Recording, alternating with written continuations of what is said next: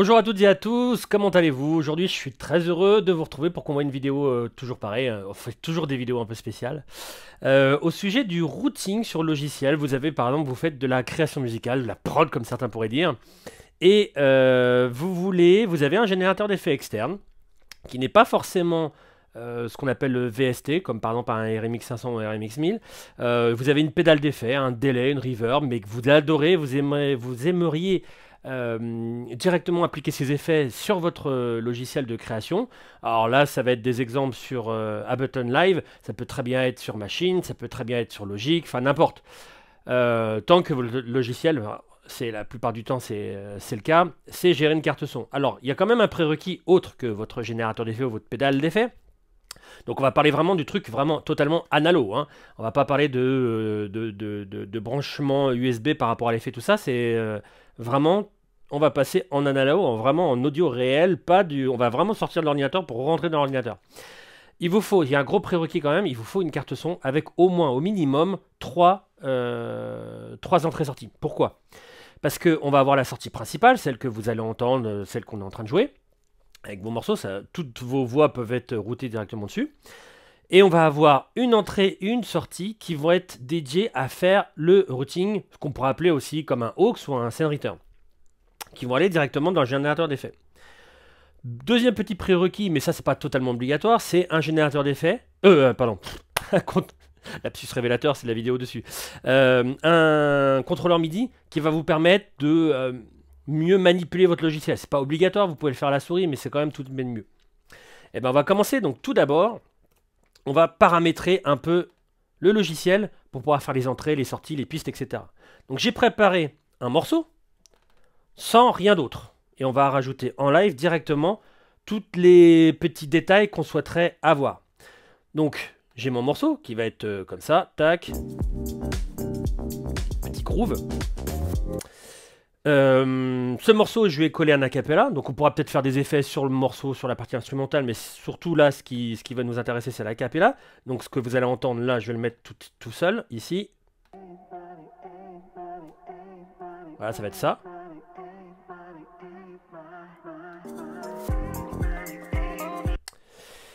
Et petite cerise sur le gâteau, comme mon générateur d'effets ici, le Zen Delay, accepte le MIDI clock, MIDI in directement avec un port MIDI, je lui ai mis, je sais pas si on le voit, je lui ai mis une petite carte son qui sert juste à faire rentrer et sortir du MIDI, puisque Live peut en récupérer ou même en donner une MIDI clock, autant en profiter pour avoir les effets qui sont calés sur le morceau. Donc là, en l'occurrence, c'est à 118 BPM. Donc voilà, j'ai mon morceau, tout ça. Je souhaite faire quoi? Je souhaite déjà faire appliquer mon send return. Et comme je suis en train de faire une composition musicale, j'ai envie aussi d'enregistrer ce que je suis en train de faire. Et vous allez me dire, mais comment on fait avec un générateur d'effets externe, il n'y a pas d'USB, tout ça? Bah, pas de panique, justement, la carte son, elle va servir à ça. Donc dans un premier temps, comme vous pouvez le voir, j'ai branché mon master ici sur le main, normal. Donc ça va être le 1, 2. Ici, on a le 3, 4, 5, 6, 7, 8, 9, 10. Donc j'ai mis le 3-4 pour pouvoir aller sortir l'audio du logiciel directement sur le générateur d'effets, enfin sur le délai que j'ai, et le 5-6 pour refaire revenir. Donc qu'est-ce qu'on va faire? Plutôt que de faire directement mettre ce qu'ils appellent le external audio effect directement sur la voix et ne pas pouvoir couper, doser comme je le souhaite l'effet au moment voulu, bien qu'il y ait quand même un dry wet déjà sur le générateur, bah, je vais le faire moi-même directement avec le circuit, le routing qui est en interne dans Ableton. Donc je me mets ma piste de retour, qu'on va retrouver aussi sur ce format-là, donc ici en vert. Et je vais mapper différentes scènes avec mon contrôleur. Je vais mettre le premier. Hop. Celui-là, je vais le mettre en premier ici. Hop là. Le deuxième ici. Et j'aimerais bien ainsi quand même avoir une autre piste où je vais enregistrer ce que je suis en train de faire. Et pourquoi pas une quatrième piste où je vais pouvoir faire peut-être des effets. Vous allez voir, je vais faire une manip. Et j'aimerais bien refaire un effet par-dessus cette manip-là. Dans un petit temps calme. Donc je vais rajouter 2 pistes audio. Je les renomme pas, on s'en fiche, c'est un petit projet. Avec un petit envoi sur le troisième. Parce que j'ai envie de faire un délai. Vous allez voir, vous allez mieux comprendre ensuite. Je vais me remettre avec mes voix comme ça. Au niveau de ma voix, je vais configurer qu'il aille directement au master. Pareil pour lui, ça on s'en fiche. Et dans ma partie return, là où je vais envoyer l'effet, je vais mettre ma petite option d'Ableton Live, External Audio Effect. Et ensuite, je vais configurer ma carte son pour que l'audio rentre et sorte. Donc, je vais mettre le 3.4 et le 5.6. Bon, au niveau réglage, volume, tout ça, je ne me préoccupe pas trop, puisque je vais doser l'effet avec le petit envoi d'effet. Et voilà. Et donc maintenant, dès que je vais avoir l'opportunité, quand je le souhaite, je vais le balancer comme ça.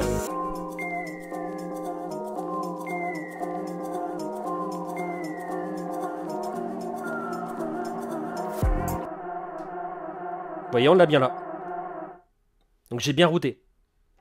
Donc maintenant ce que je vais faire, c'est que je vais mettre mon casque parce que là c'est depuis l'enceinte et j'ai pas envie que ça retombe dans le micro. Je vais écouter au casque la même chose que je suis en train de faire, enfin la même chose que vous. Et on va s'enregistrer une première piste avec un effet que j'aime bien sur le délai. Enfin, déjà on va enregistrer un délai, ne nous précipitons pas. On va enregistrer un délai sur le premier partie A cap qu'on retrouve ici. On va jouer un peu avec, on va s'enregistrer. Ensuite, on va arrêter, on va se mettre là où il y a le temps calme. Je vais enregistrer une première fois un effet qu'on peut faire dessus qui est assez génial, qui va des infrabasses jusqu'aux aigus et extrêmes aigus. Mais il n'y aura pas de délai dessus, donc je vais réenregistrer une deuxième piste. C'est pour ça que j'ai mis la quatrième, où je vais enregistrer un petit délai dessus pour que ça parte, pour que ça se finisse pas comme ça, pour que ça parte avec un petit délai. Et je mets mon casque. C'est parti. Donc...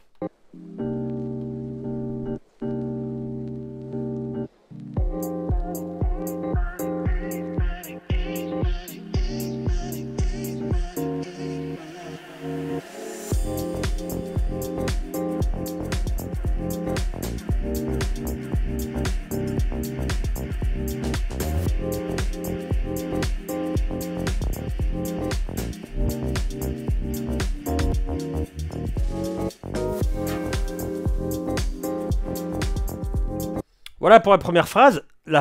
Phase, pardon. Si jamais c'était pas assez fort, bon c'est pas très grave, on va le réécouter vite fait, voir ce que ça donne. On peut mettre un peu plus fort.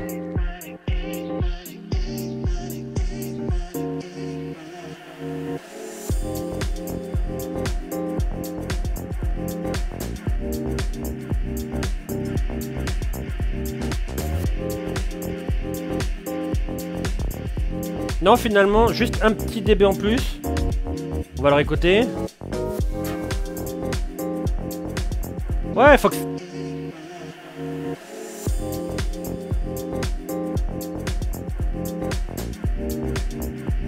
Ouais, je veux que ça soit quand même un petit peu discret, il n'y a pas besoin que ça soit un gros pâté, etc.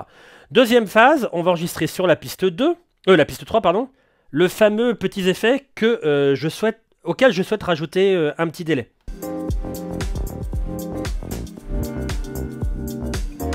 Faut que je sois prêt. Voilà.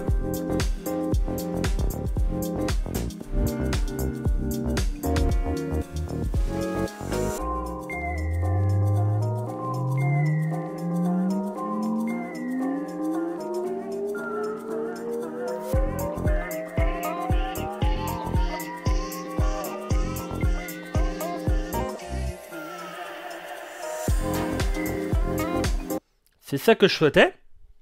Hop. On va retirer la résonance avant de s'en prendre plein la tronche. Donc réécoutons-le pour voir ce que ça donne. Ah, évidemment, j'ai mis en solo, donc on n'entend rien. À part lui qui va rire. Brrr. Écoutez au casque. Hein. Bon, c'est ce qu'il me fallait. À peu près. Donc je vais arrêter. Et je vais me mettre, alors pas en solo, je vais envoyer de la piste 3 par rapport à la piste 4. Et c'est la piste 4 que je vais garder au final. Donc je mets un petit rec sur la piste 4. Je mets du rec. On enlève le solo.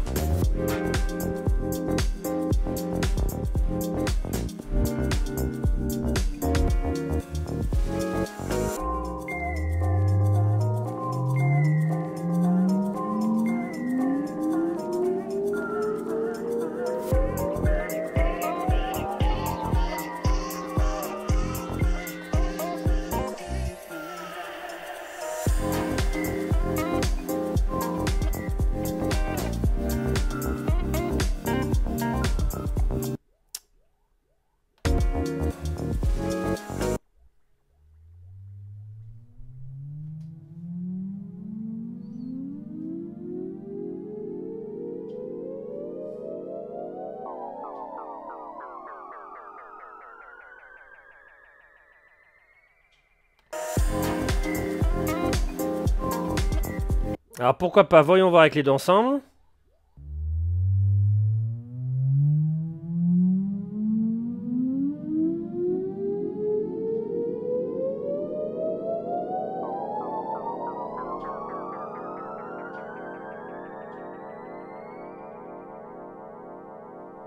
Ouais, pourquoi pas. Alors voyons voir tout ça ensemble.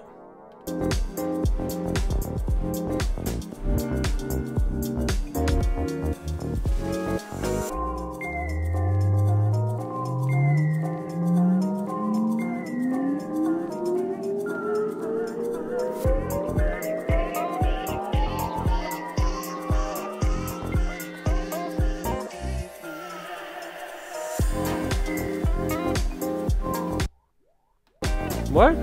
Pourquoi pas? Bon, il n'y a pas besoin que ça soit parfait, c'est pour vous montrer le routing. Au départ, c'est pas pour faire un truc ultra léché, ultra propre. Hein. C'est pas pour sortir, jamais je ne sortirai un morceau ni rien, je ne suis pas assez fort. Mais voilà, c'était pour vous montrer après le cheminement, et que c'est tout à fait possible, sans le casque c'est mieux en fait, et que c'est tout à fait possible de router un générateur d'effets, une pédale d'effets, tout ce que vous voulez, analogique, directement dans un logiciel, pour pouvoir avoir une petite touche analo comme ça et avoir des boutons comme vous aimez bien. Enfin voilà, plutôt que d'avoir que du software. De temps en temps, ça fait du bien d'avoir quelque chose sous la main pour pouvoir traiter des effets.